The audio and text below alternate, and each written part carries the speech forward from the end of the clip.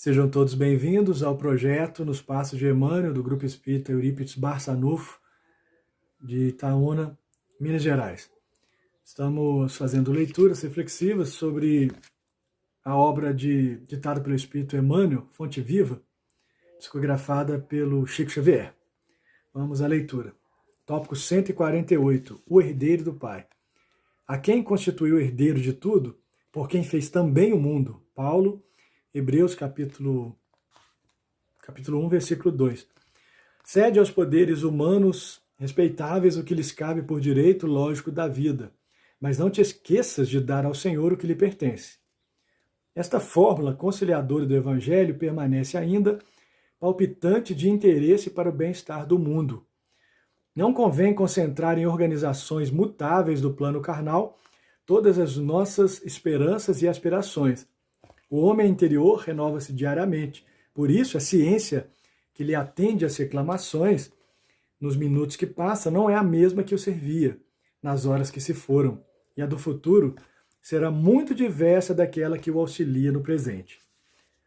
A política do pretérito deu lugar à política das lutas modernas. Ao triunfo sanguinolento dos mais fortes, ao tempo da selvageria sem peias, seguiu-se a autocracia militarista.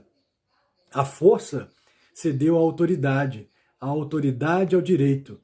No setor das atividades religiosas, o esforço evolutivo não tem sido menor. Em vista de semelhantes realidades, por que te apaixonas com tanta veemência por criaturas falíveis e programas transitórios? Os homens de hoje, por mais veneráveis, são herdeiros dos homens de ontem, empenhados na luta gigantesca pela redenção de si mesmos. Poderão prometer maravilhosos reinados de abastança e paz, liberdade e harmonia.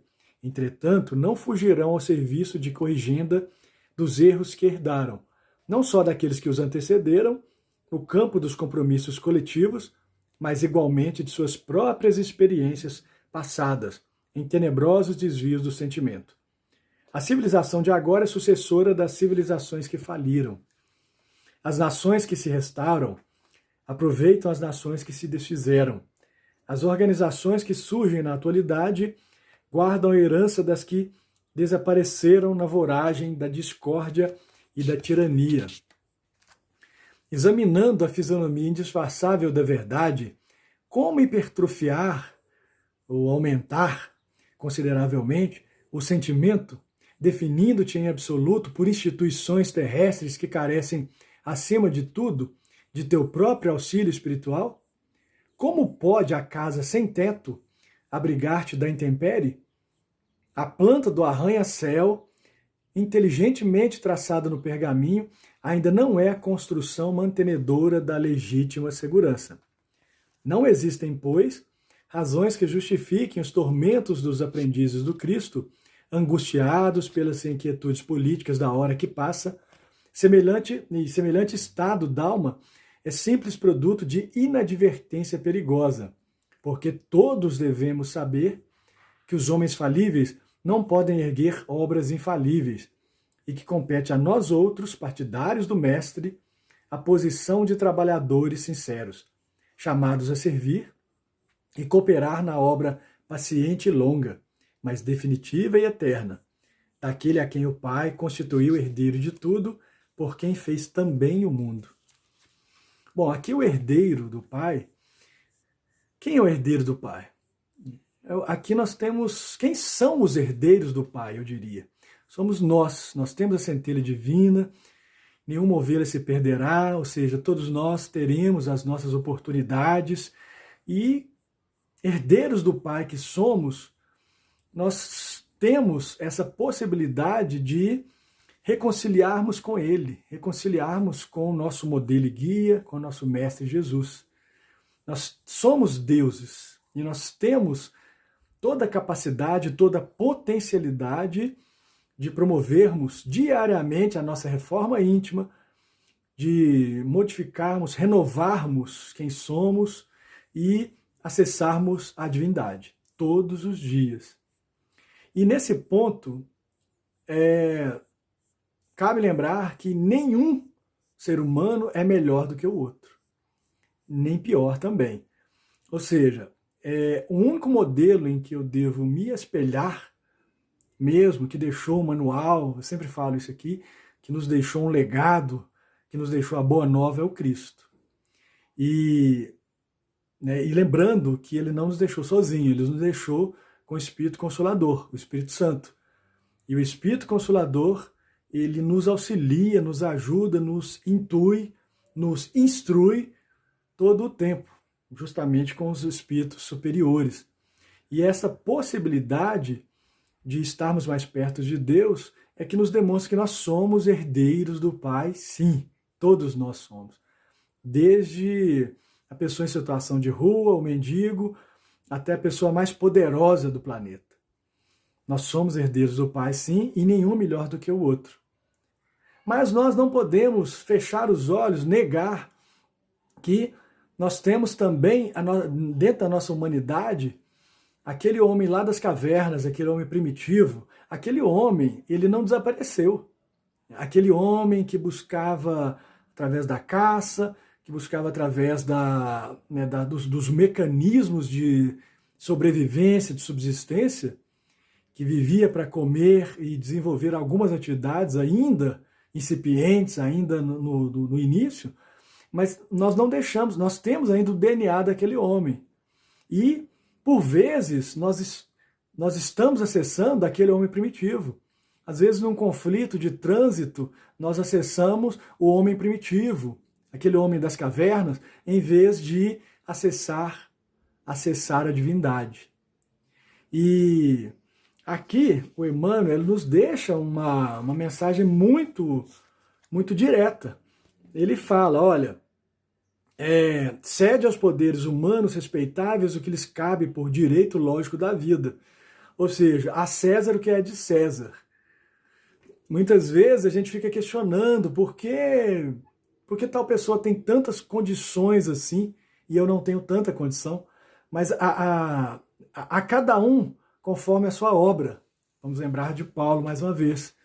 Cada um tem a sua responsabilidade neste mundo. E neste plano aqui, nós temos as configurações a que nós somos merecedores. Né? Mas ele fala, mas não te esqueças de dar ao Senhor o que lhe pertence.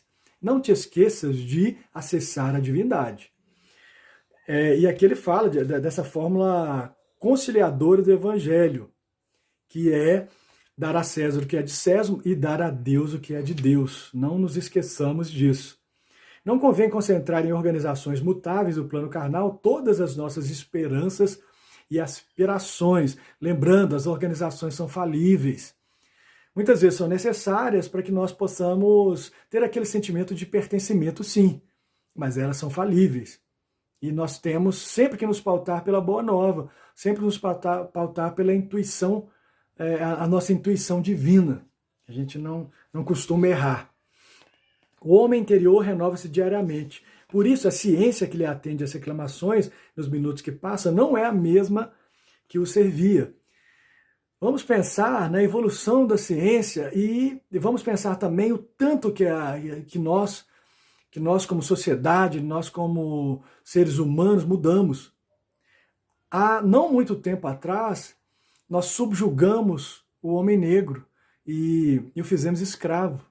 Né? Isso é vergonhoso, isso é uma mancha na nossa história.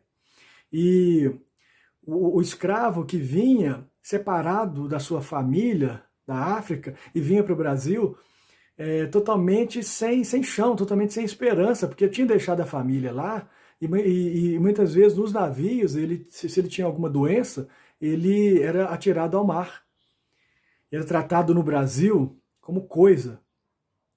E agora pensa o que nós já passamos, o que nós já fizemos, pensando que nós já submetemos o outro a um holocausto, os judeus.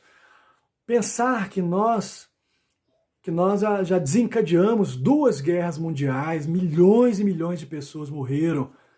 E quando termina a guerra, passado um pouco tempo, nós também criamos a Organização das Nações Unidas, ou seja, é uma organização, é falível, mas é uma possibilidade de dizer basta para a guerra. E nesse ponto eu falei da ciência, a ciência que mudou. Numa guerra sangrenta, sanguinolenta, nós tivemos a criação da penicilina.